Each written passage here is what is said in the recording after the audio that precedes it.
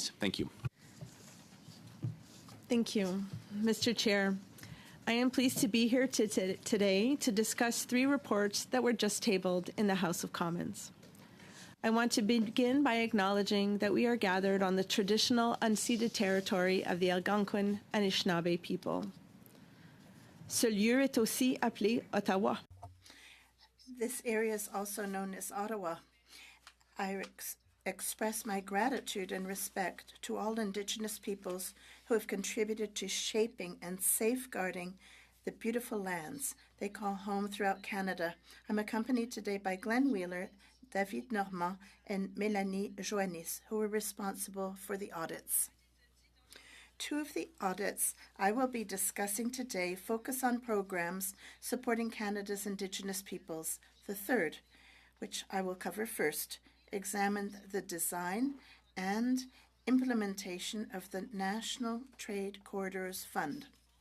This fund is intended to improve the movement of goods across the country by strengthening the network of roads, rails, airports, and seaports. Fluid and resilient transportation systems help foster trade through imports and exports and contribute to Canada's economic health. Canada did a good job of designing and implementing the fund. The department gathered and used evidence on the status and performance of transportation corridors to identify bottlenecks and other fluidity constraints. This evidence-based approach supported the selection of projects that would address known gaps in the infrastructure. However, because of weaknesses in Transport Canada's monitoring and reporting on performance, it was unclear whether projects were having the intended impact. Infrastructure programs like the National Trade Corridors Fund take years to produce results. This time factor makes it all the more important to have a robust system to track performance so that Transport Canada can show the extent to which the funds have contributed to improving the fluidity of Canada's transportation infrastructure. Je vais passer maintenant à nous.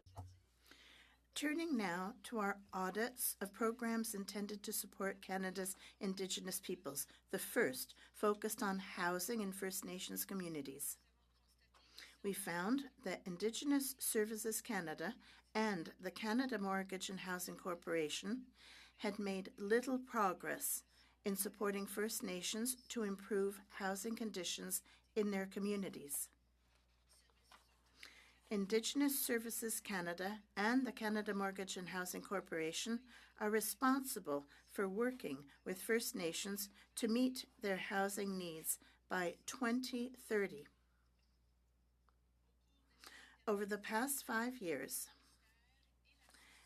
they have spent close to $4 billion to build new homes, repair existing ones, and increase First Nations' capacity to manage housing.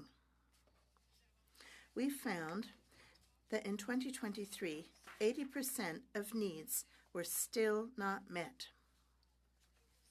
The percentage of homes that need major repairs or replacement remains largely unchanged, despite the effort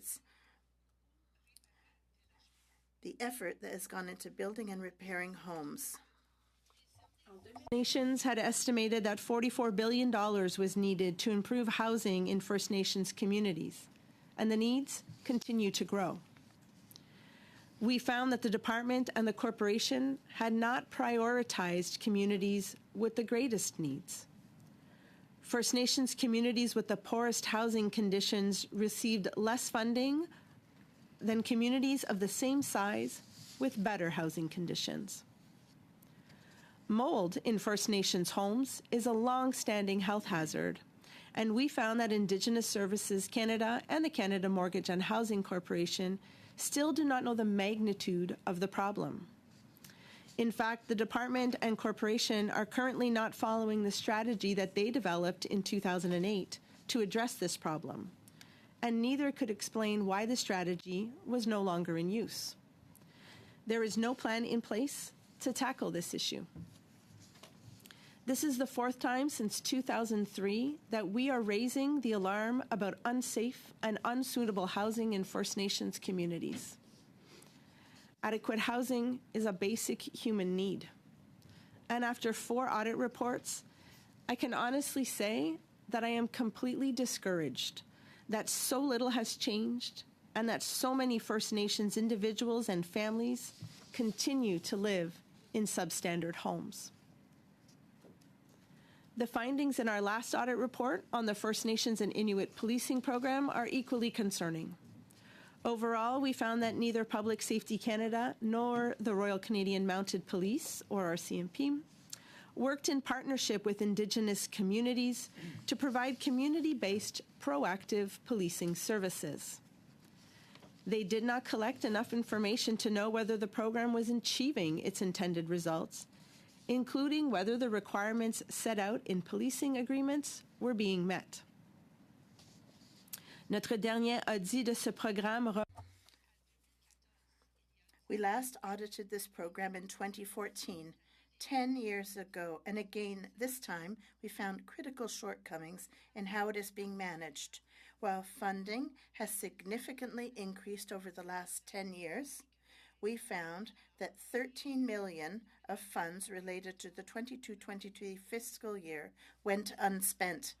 This is concerning in the context of a program intended to support the safety of Indigenous communities.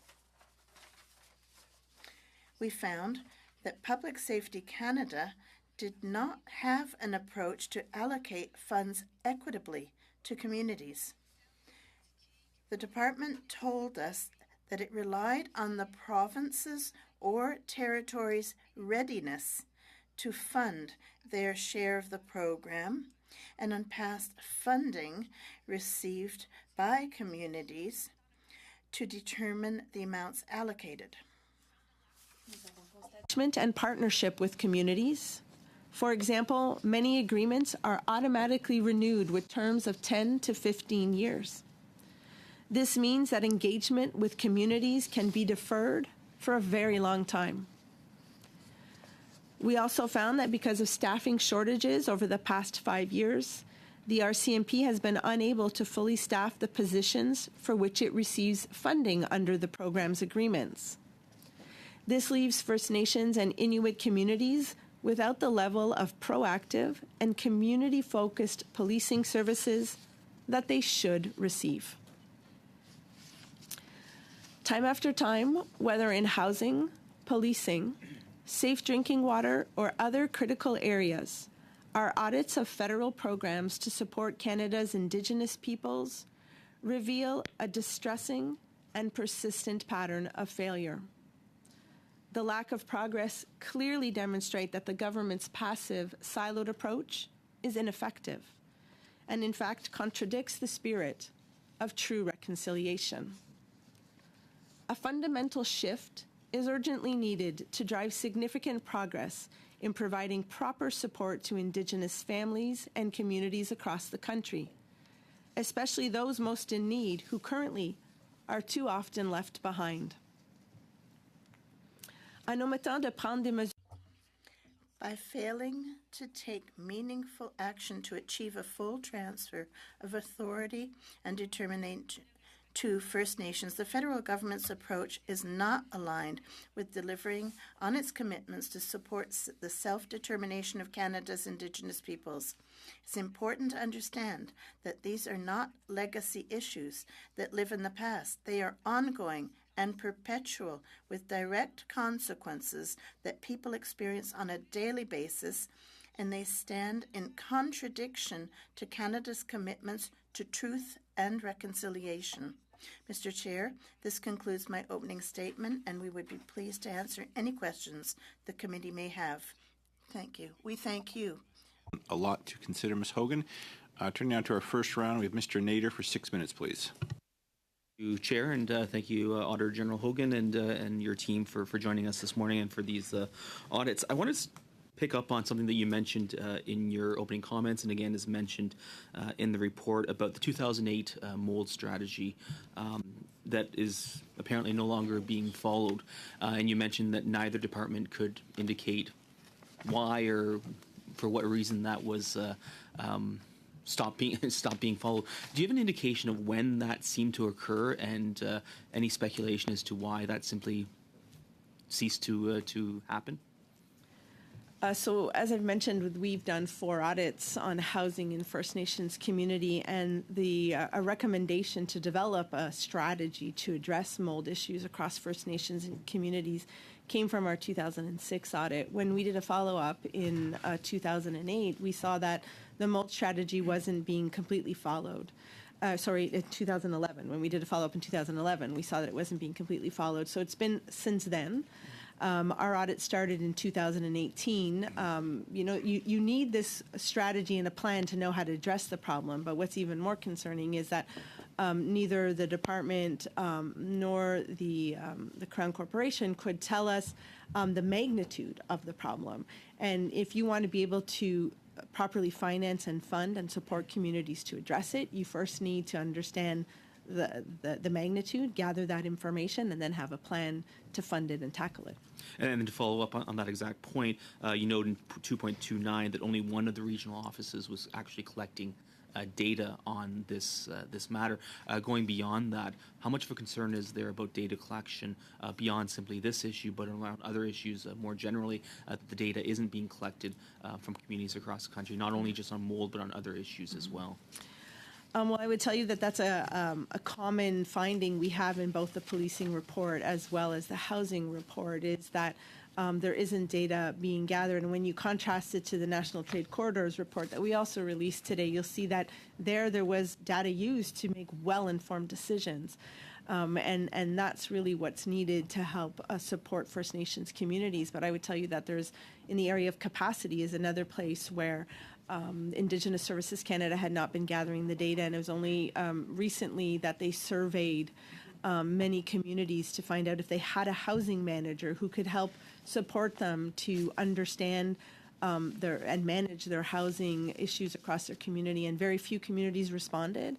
And even then, it was clear that smaller communities were less likely to have a dedicated resource or the capacity to apply for funding, and even to help identify the extent of problems like houses in need of repair or mold in those communities. And to that end, Section 2.37 notes that, I'm quoting here, we found that among communities of similar sizes, communities with the poorest housing conditions received less targeted funding than those with better housing, which certainly seems contradictory to what one might expect or hope to see in that situation. And again, following up, would you attribute some of that to that lack of capacity, lack of a housing manager, lack of infrastructure on the ground in terms of how that funding gets allocated? Mm-hmm. Well, the way the program is structured is that a First Nations community has to apply for funding. So if you're less likely to have a housing manager or have awareness of funding programs there, you're not going to apply, so you're going to receive less. And we actually targeted and looked at some of the smaller communities with less than 100 housing units, and we found that when a community had self-assessed that more than 75% of their homes were in need of repair or replacement, those communities on average received less money than those who had better housing conditions.